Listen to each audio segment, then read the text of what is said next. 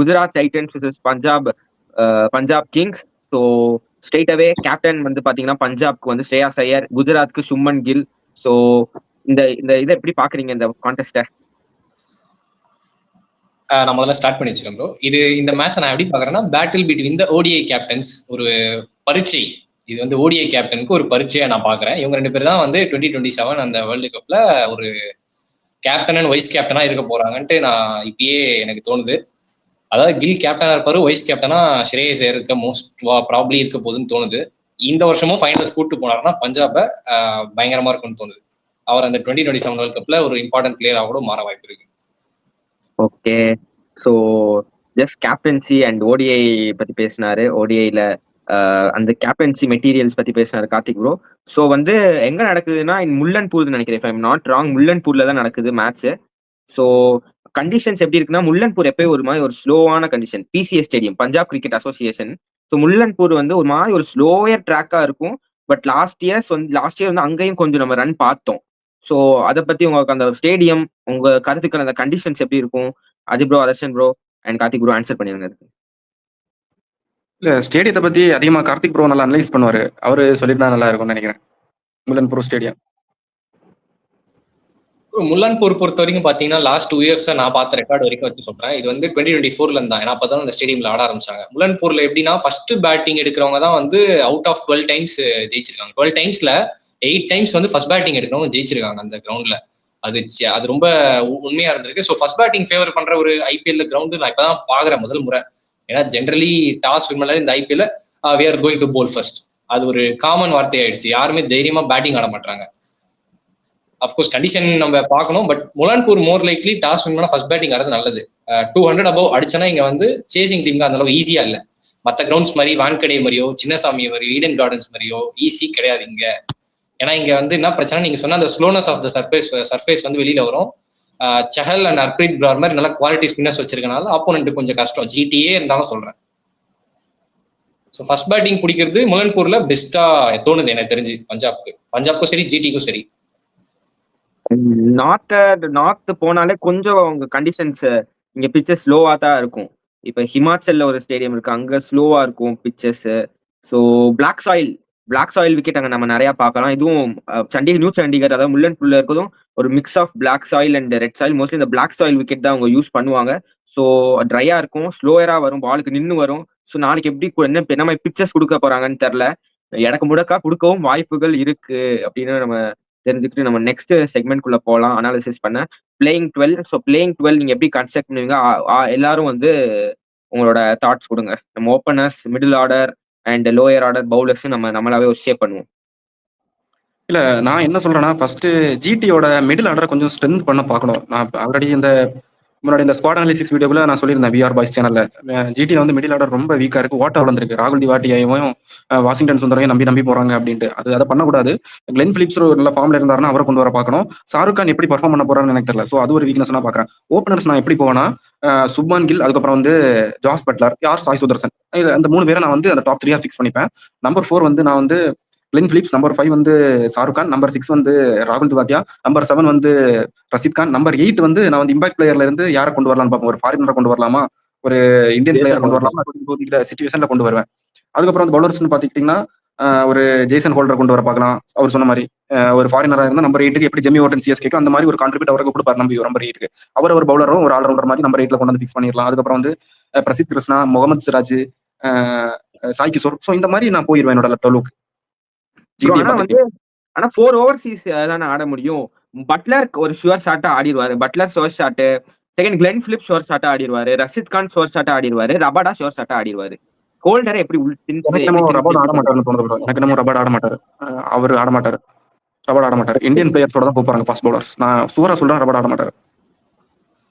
Karthik bro, உங்க thoughts இதை பத்தி? ரபாட் ஆடுவீங்களா, ஆட மாட்டீங்களா? அதர்சன் ப்ரோ ஒரு கருத்து சொல்லியிருக்காரு.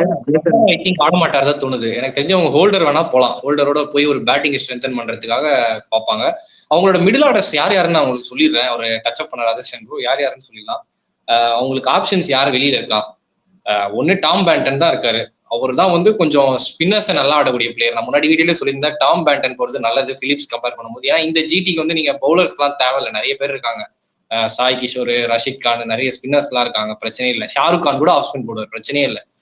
கிளென் பிலிப்ஸோட ரோல் எனக்கு தெரிஞ்சு ரொம்ப தேவைப்படாது தோணுது. அவர் ஃபீல்டிங் கோசம்னா வச்சுக்கலாம் அவர் சப்ஸ்டியூட்டா. பட் நான் டாம் பேண்டனை வந்து நம்பர் 4ல இல்லை நான் ட்ரை பண்ணுவேன் ஷுவர் ஷாட்டா. நான் எப்படி போனா எனக்கு டாப் ஆர்டர் வந்து கில்லு, சுதர்ஷன், பட்லர், டாம் பேண்டன் 4 பேர் நல்ல ஸ்ட்ராங்கான ஒரு பேட்டிங் லைனப் வந்தது. அதுக்கப்புறம் உங்களுக்கு வந்து ஷாருக் கான், டுவாட்டியா, ஜேசன் ஹோல்டர், அதுக்கப்புறம் சாய் கிஷோர் வரைக்கும் பேட்டிங் வருது. ஓரளவுக்கு டீசெண்டா தான் இருக்கு. நடுவில் வாஷிங்டன் சுந்தர் ஆனாலும் ஒரு டீம் வந்து ஒரு மாதிரி ரொம்ப வீக்கா தெரியாது டாம் பேண்டனை வச்சா. பிலிப்ஸ் ஆனா பிலிப்ஸ்க்கு ஸ்பின்னர்ஸ்க்கு அகேன்ஸ்டா கொஞ்சம் ஸ்ட்ரகிள் இருந்திருக்கு. நம்ம வேர்ல்ட் கப் கேம்லேயே பார்த்தோம்.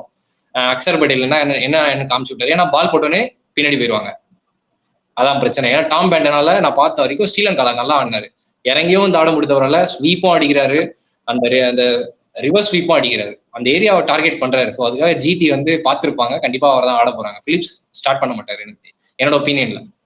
நான் ஏன் ஹோல்டர் போவாங்கன்னு சொல்றேன்னா, நீங்க ரபாடா இருக்கட்டும், பிரசித் கிருஷ்ணாவா இருக்கட்டும், சிராஜா இருக்கட்டும், எல்லாரும் மாதிரி சிமிலரா தெரியுறாங்க.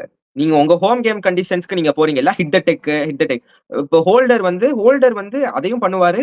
ஸ்லோயர் ஒன்ஸ், ஒரு ஸ்லோயர் ஷார்ட்டர் ஒன்ஸ், கொஞ்சம் வேரியேஷன்ஸும் அவர்கிட்ட இருக்கு. டெத் பவுலிங்கும் அவர் போடலாம். ஸோ இது ஒரு நல்ல ஒரு ஆடப் தான் for the team. And batting வந்து லாஸ்ட் ஒரு வருஷமா வந்து நல்லா பண்றாரு. லாஸ்ட் ஒரு வருஷம் தான் அவரோட கம்பேக். இப்போ நீங்க 2023, 2024 அவர் லைட்டா வெஸ்ட் இண்டீஸ் டீம் வச்சு நகர்த்தி வச்சாங்க. இப்போ ஒரு கம்பேக் மற்ற லீக்ஸ்ல கொடுத்து உள்ள வந்திருக்காரு. ஸோ ஜேசன் ஹோல்டரை ப்ரிஃபர் பண்ண வாய்ப்புகள் அதிகம். அடுத்து வந்து டாம் பேண்டன் சொல்லியிருந்தீங்க. ஸோ டாம் பேண்டன் பத்தி பாத்தீங்கன்னா நம்பர் 4 டாம் பேண்டன், அதுதான் நான் யோசிக்கிறேன். அதே Glenn Phillips or Tom Banton 2 பேர்ல யாரோ ஒரு ஆள் தான் ஆடுவாங்க, 2 பேரும் ஆட மாட்டாங்க.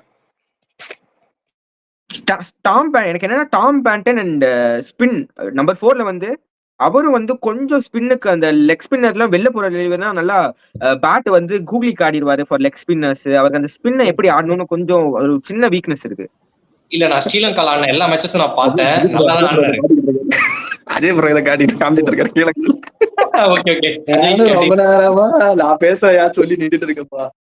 சரி நீங்களும் கவனிப்பீங்க, நானும் உட்காந்துட்டு இருக்கேன். சொல்லுங்க ப்ரோ. சொல்லிட்டா? இப்ப நீங்க இவ்வளவு நேரமா சொன்னீங்க டாம் பேண்டன், ஜேசன் ஹோல்டர், அப்புறம் யாரு இருக்கா, ஜாஸ் பட்லர், அப்புறம் ரஷித் கான். ஜிடி சத்தியமா 4 ஃபாரினர் 11ல ஆட மாட்டாங்க. அவங்கள பத்தி எனக்கு நல்லா தெரியும். 3 ஃபாரினர் தான் ஆடுவாங்க. 4வது இம்பாக்ட் பிளேயர். அதுவுமே அவங்க கண்டிஷனுக்கு ஏத்த மாதிரிதான் ஃபாரினர் வருவாங்களா இல்ல இந்தியன் பிளேயர் வருவாங்களான்னு அவங்க அந்த வச்சுதான் யூஸ் பண்ணுவாங்க. நீங்க லாஸ்டா அந்த எலிமினேட்டர் மேட்ச் பாத்தீங்கன்னா ஷெர்ஃபன் ரூதர்ஃபோர்ட் வந்திருப்பாரு இம்பாக்ட் சப்பா. அவங்க அப்படிதான் யூஸ் பண்ணுவாங்க எல்லா மேட்சஸையும். அவங்க இப்படிதான் கன்சிடர் பண்ணுவாங்க. 3 ஃபாரினர் யூஸ் பண்ணுவாங்க. 4வது ஸ்லாட்டை ஃப்ரீயா விட்டுருவாங்க. இந்தியன் வரப்போறாரா இல்ல வந்து ஃபாரினர் வரப்போறான்னு ஒரு டவுட்லயே இருப்பாங்க ஆப்பனன்ட் டீம். அப்படி பண்ற டீம் தான் வந்து ஜிடி. நீங்க சொல்ற மாதிரி டாம் பேட்டனும் ஜேசன் ஹோல்டரும் நான் வந்து இம்பாக்ட் லிஸ்ட்ல வச்சிருப்பேன்.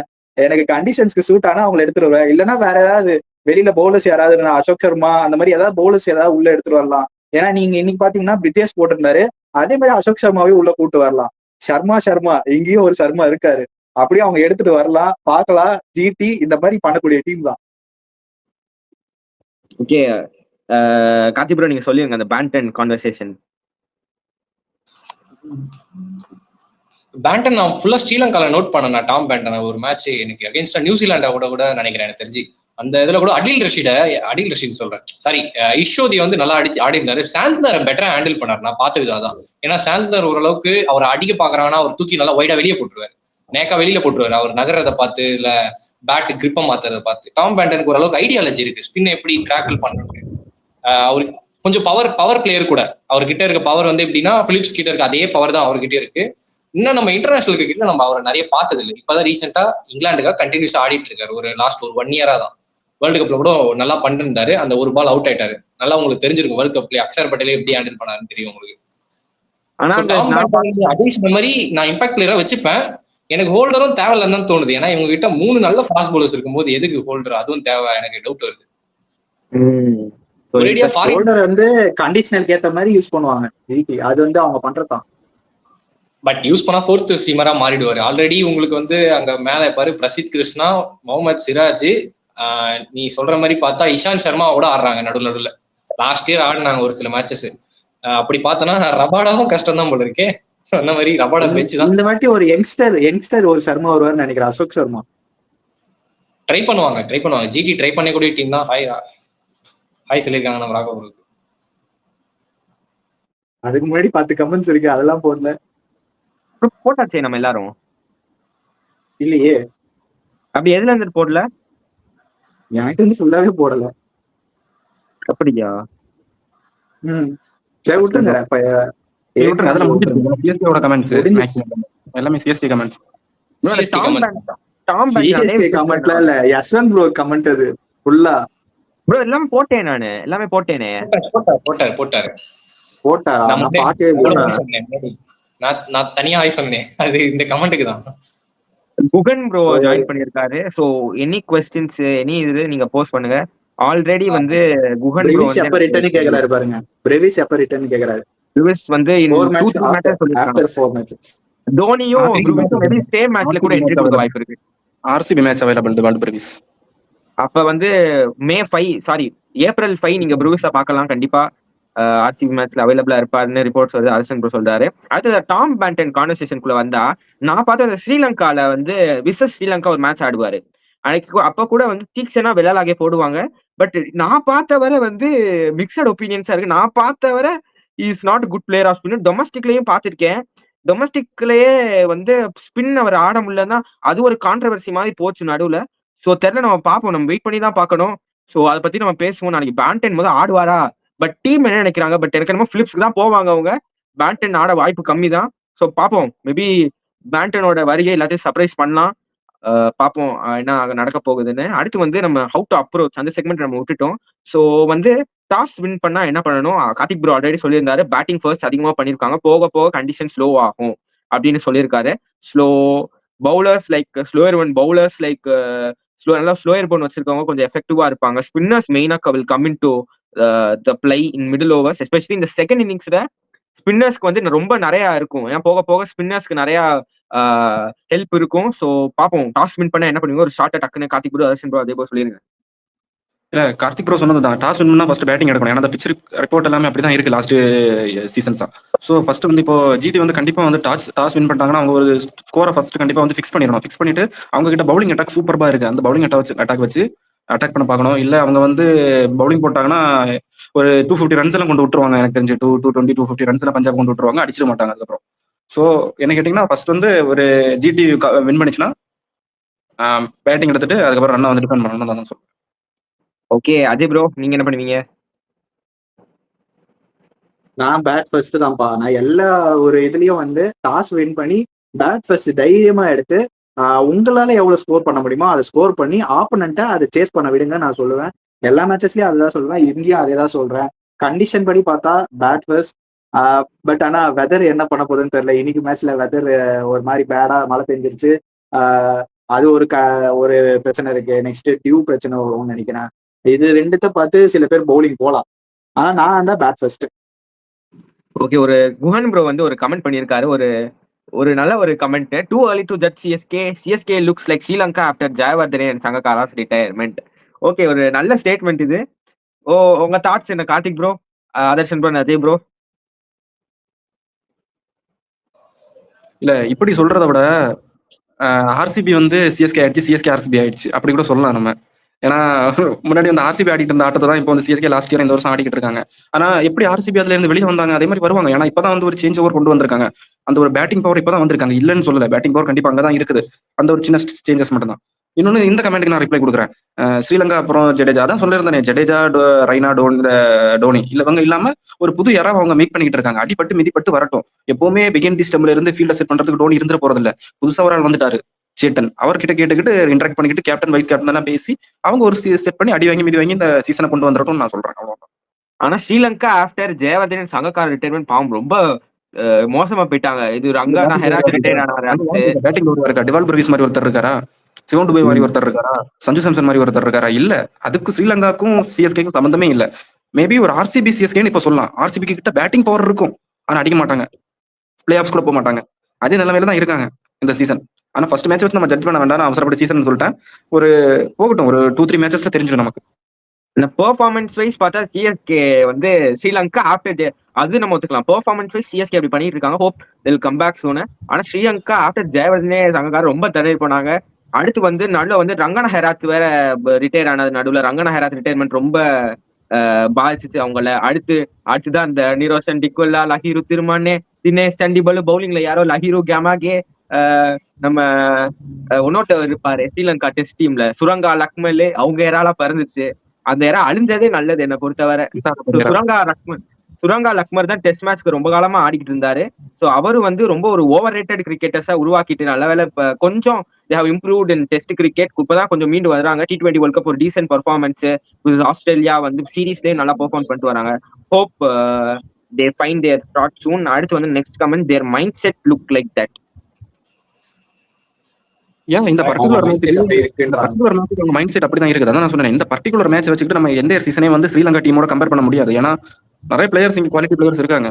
இன்னும் டோர்னமெண்ட் நிறைய இருக்கு. இன்னும் 13 மேட்ச் இருக்கு. அதுல 8 மேட்ச் வின் பண்ணா போதும். சிம்பிள் 13 மேட்ச் இருக்கு உங்ககிட்ட, நீங்க ஒரு 8 மேட்ச் வின் பண்ணா போதும். அவ்வளவுதான் நான் சொல்லுவேன். ஓகே, ஸோ நம்ம PBKF GT பத்தி பேசிக்கிட்டு இருந்தோம். ஸோ நம்ம பஞ்சாப் கிங்ஸோட பவுலிங்க்கு கொஞ்சம் நகர்ந்து வந்தோம்னா வந்து they do have plenty of option. So நிறைய ஆல்ரவுண்டர்ஸே வச்சிருக்காங்க. நாளைக்கு மேட்ச் ஃபெர்கூசன் அவைலபிலிட்டி கிடையாது. அப்ப 7 ஆல்ரவுண்டர்ல அவங்க 7 ஆல்ரவுண்டர் சாய்ஸ் இருக்கு. யாருனாலும் உள்ள போட்டு ஆடலாம். ஸோ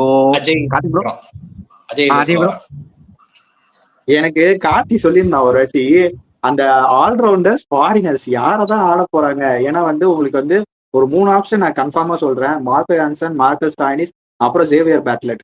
இவங்களை தவிர அந்த ஒரு ஆப்ஷனுக்கு யார் உள்ள வரலாம்னா கூப்பர் காண்டி இருக்காரு, அதுக்கப்புறம் மிச் ஓவன் இருக்காரு.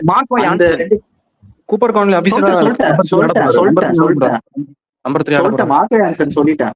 நான் 3 பேர் சொல்லியிருந்தேன், மறுபடியும் சொல்லிடுறேன். Marcus Stoinis, Marco Jansen, Xavier Bartlett. இவங்க 3 பேரை தவிர அந்த 4வது பொசிஷனுக்கு 2 பேர் இருக்காங்க, கூப்பர் காண்டி and Mitchell oven.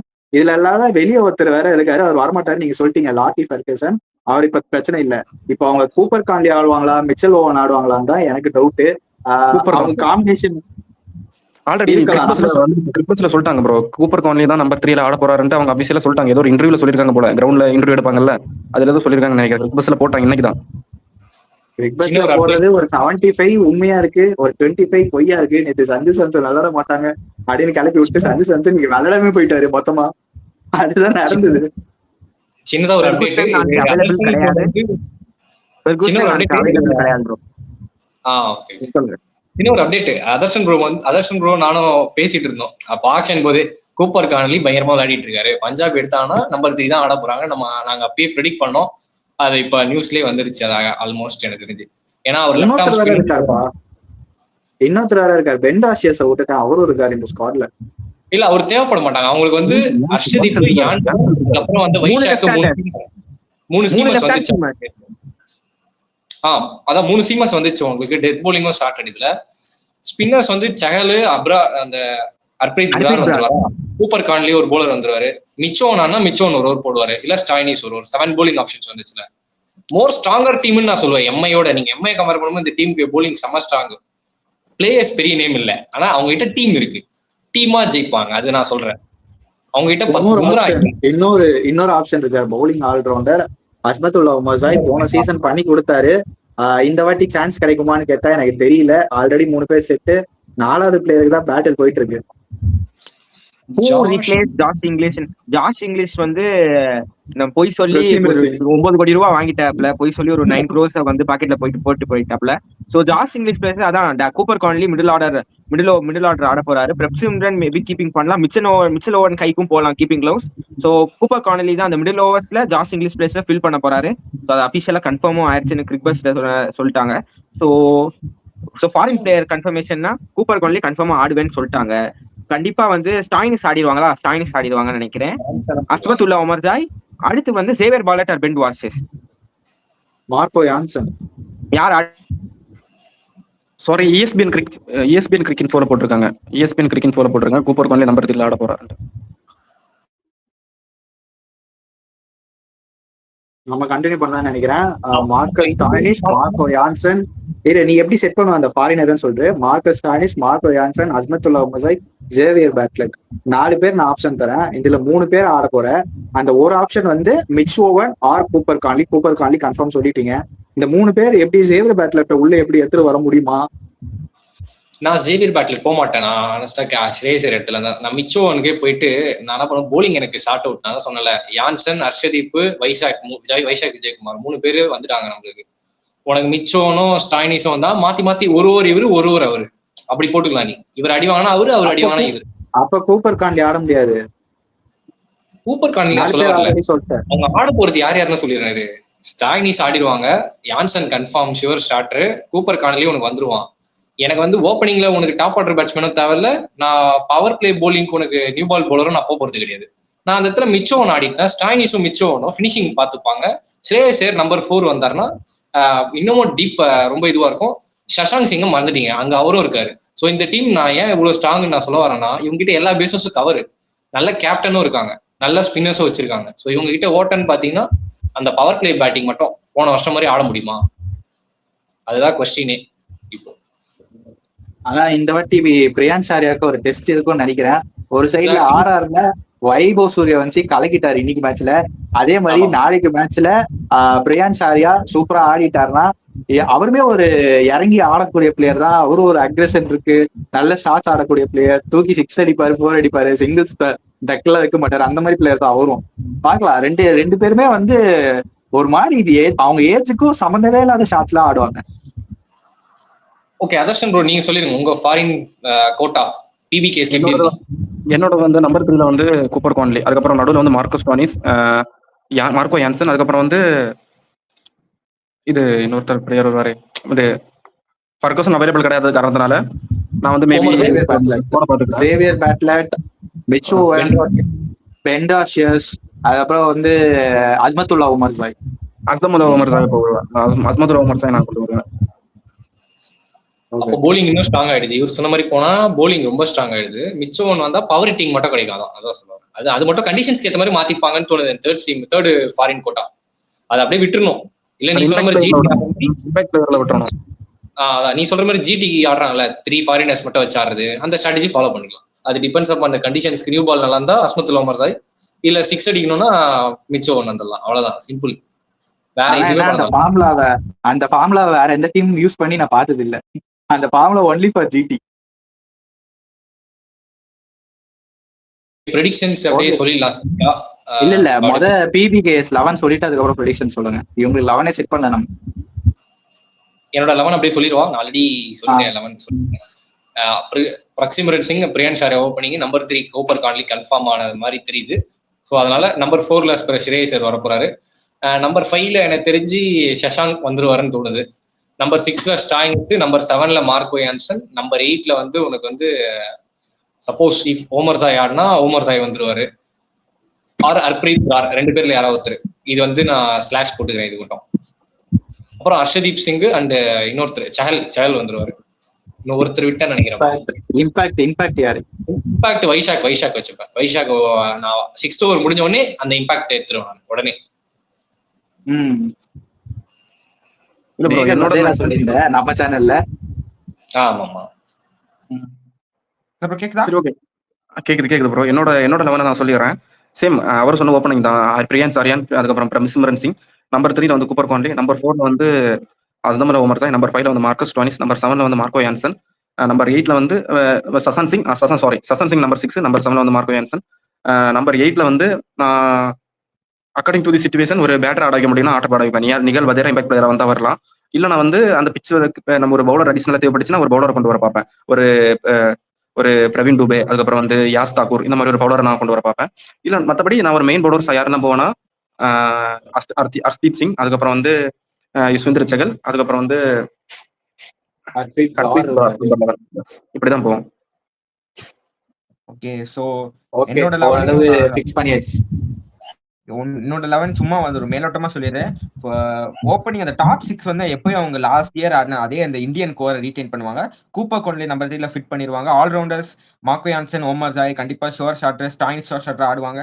And Cooper Connolly bowlers பாத்தீங்கன்னா கண்டிப்பா எனக்கு இந்த எஸ்தாக்கூருக்கு தான் திருப்பியும் டெத் ஓவர்ஸ்ல அவரை தான் இந்த மிடில் ஓவர்ஸ்ல அவர் எஸ்தாக்கூர் கண்டிப்பா போவாங்க. ஸோ பார்ப்போம் என்ன பண்ண போறாங்கன்னு பஞ்சாப் கிங்ஸ் இன் டுமாரோஸ் மேட்ச்.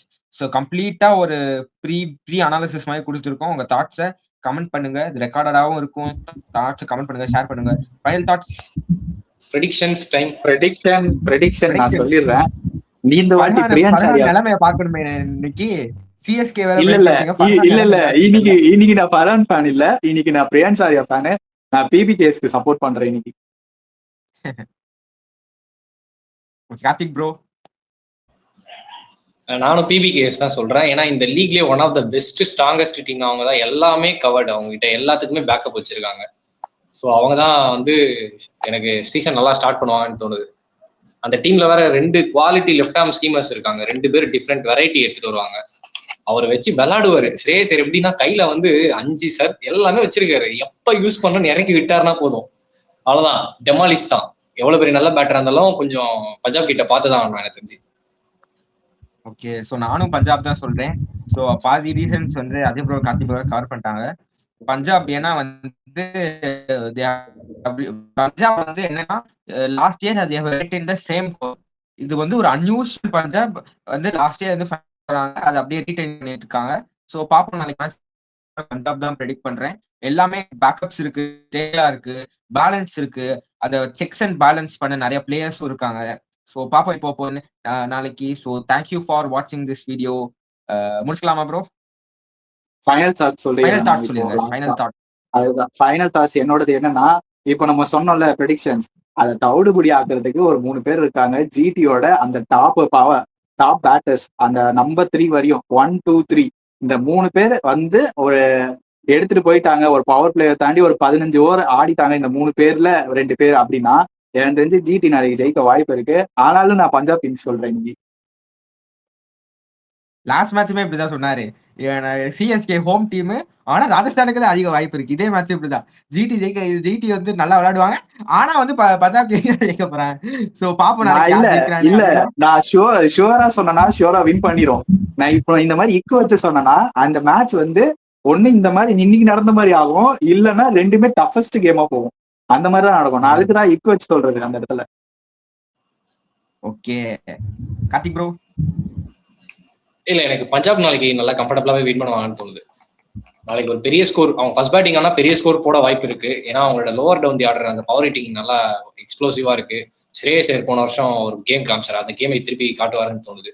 ஏன்னா அவருக்கும் பாயிண்ட் டு ப்ரூவ். இது இந்த இயரும் அடிச்சாருன்னா அடுத்த T20 டீம்ல அவரு நெக்ஸ்ட் கேப்டனா கூட வர வாய்ப்பு இருக்குன்னு நினைக்கிறேன். ஏன்னா ஸ்கைக்கு ஆல்மோஸ்ட் ஏஜ் 35க்கு மேல போயிடுச்சு. இவருக்கு ஏஜ் 30 தான். ஓரளவுக்கு நெக்ஸ்ட் கேப்டனா நான் க்ரூம் பண்ண பார்ப்பேன் இப்போ டீம்ல இருந்தா எனக்கு தெரிஞ்சு. ஏன்னா அவர் கம்பீரோட ஒரு 2024ல நல்லா பண்ணியிருந்தாரு கேகேஆருக்கு. ஸோ அதை அப்படியே ரிப்ளிகாவை எடுத்துட்டு வர பார்ப்பேன். இந்த சீசன் இம்பார்ட்டன்ட் இயர் நான் சொல்லுவேன் ஸ்ரேயஸ் எனக்கு தெரிஞ்சு. கேப்டன்சிலையும் சரி, பஞ்சாப் கிங்ஸ் வந்து ஃபைனல்ஸ்க்கு எடுத்துட்டு போறது இந்த வாட்டியும். ஓகே, ஃபைனல் தாட் ஷேர் பண்ணிட்டாங்க எல்லாரும். சரி, ஃபைனல் தாட்ஸ் மறக்காம வந்து கமெண்ட் பண்ணுங்க உங்க தாட்ஸை. ஸோ நிறைய கமெண்ட்ஸ் வருது, அதை நாங்கள் படிச்சுக்கிட்டு தான் இருக்கோம். ஸோ நிறைய நெகட்டிவாகவும் ஒரு 1-2 கமெண்ட்ஸ் பார்க்குறோம். அதை முடிஞ்ச அளவுக்கு நாங்கள் அவாய்ட் பண்ணவே ட்ரை பண்றோம். ஏன்னா அது யூஸ்லெஸ் பேஸ்லெஸ்ஸான கமெண்ட்ஸா வருது. ஸோ மற்றபடி வந்து நீங்க எல்லாம் நல்லா சப்போர்ட் பண்றீங்க, சூப்பரா சப்போர்ட் பண்ணுங்க. மறக்காம வந்து லைக் பண்ணுங்க. முதல்ல ஷேர் தான். நீங்க எவ்வளவு பேர் ஷேர் அவங்க பார்ப்பாங்க. ஸோ ஃபார் எக்ஸாம்பிள் நீங்க ஒரு பஸ்ல போறீங்கன்னா சும்மா நீங்க காதுல மாட்டிக்கிட்டு நீங்க போன் போட்டு கேட்டீங்கன்னா உங்களுக்கு ஓகே, உங்களுக்கு கொஞ்சம் நல்லா டைம் பாஸா கொஞ்சம் ஒரு 4 பேர் பேசுறோம், கொஞ்சம் இன்ட்ரெஸ்டிங்கா இருக்கும். அனாலிசிஸோட போறோம், ஒரு அனாலிட்டிக்கலாவும் பாக்குறோம், டேட்டா வச்சு பாக்குறோம். ஸோ ஓவரால் உங்களுக்கான தான் கண்டென்ட் எடுத்து வரோம். ஸோ தேங்க்யூ ஃபார் வாட்சிங் திஸ் வீடியோ. உங்க எல்லா வீடியோ பிடிக்குதுன்னு நினைக்கிறேன். மறக்காம சப்ஸ்கிரைப் பண்ணுங்க. ஸோ தேங்க்யூ, பாய்.